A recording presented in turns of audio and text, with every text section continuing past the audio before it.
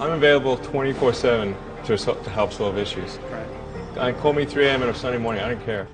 A cross-pollination of Thomas Edison and Tony Stark, Elon Musk. Were you a little naive when you thought I can easily build an electric car and a rocket? I didn't think it would be easy. Like I said, I thought they would probably fail. But you know, like creating a company is almost like having a child. So it's sort of like, how do you say your child should not have food? So once you have the company, you have to feed it and nurse it and take care of it, even if it ruins you. Yeah.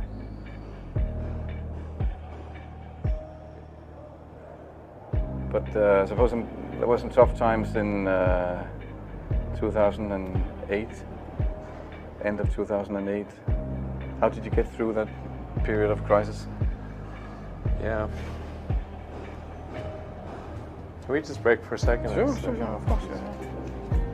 You want to wait a little while? Man, I sure hope it was worth it. Sure hope it was worth it. It's everything. And I was borrowing money from friends to pay the rent. Well, I mean, Tesla really faced a severe threat of death due to the Model 3 production ramp. Essentially, the company was bleeding money like crazy, and just if we didn't solve these problems in a very short period of time, we would die. And it was extremely difficult to solve them. How close to death did you come?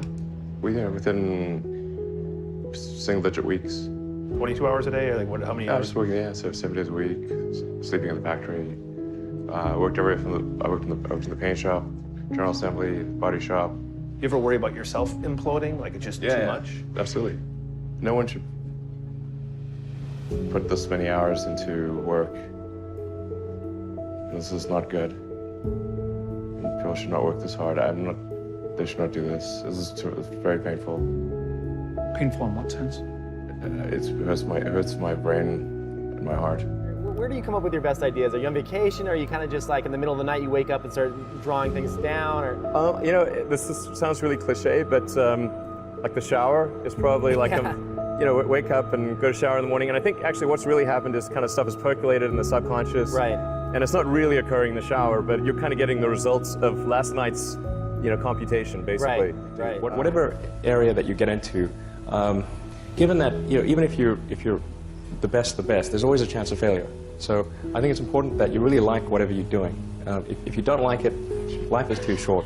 You know, I'd say, and also if you like what you're doing, you think about it even when you're not working.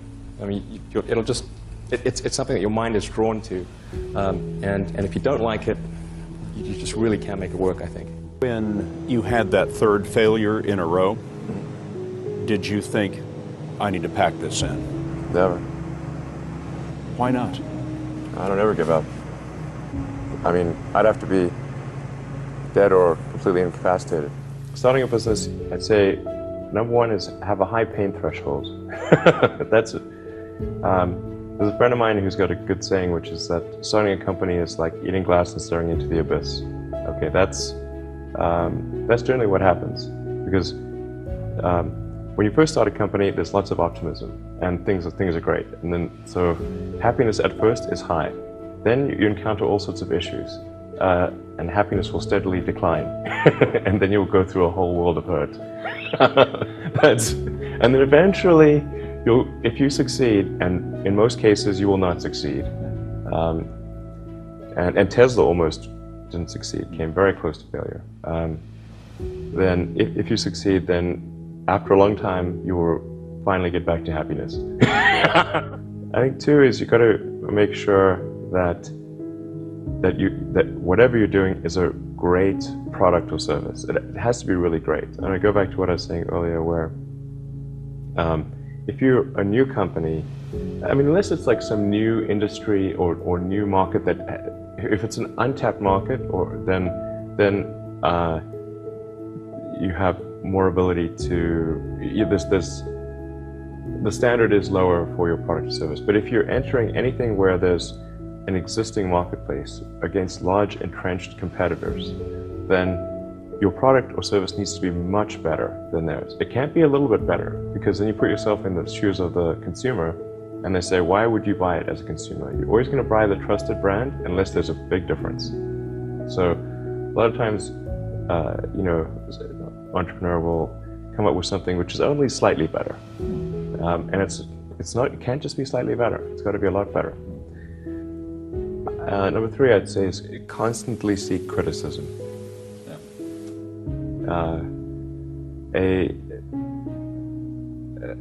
A well thought out critique of whatever you're doing is as valuable as gold. And you should seek that from everyone you can, but particularly your friends. Usually your friends know what's wrong, but they don't want to tell you because they don't want to hurt you. So lift you up, sort of. yeah. So they'll say, oh, I would encourage my friend, so I'm not going to tell him what I think is wrong with this product. Yeah. It doesn't mean your friends are right, but very often they are right.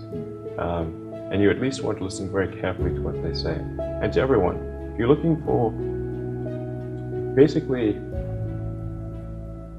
you should take the approach that you're wrong. You know, that you, the entrepreneur, are wrong. Your goal is to be less wrong.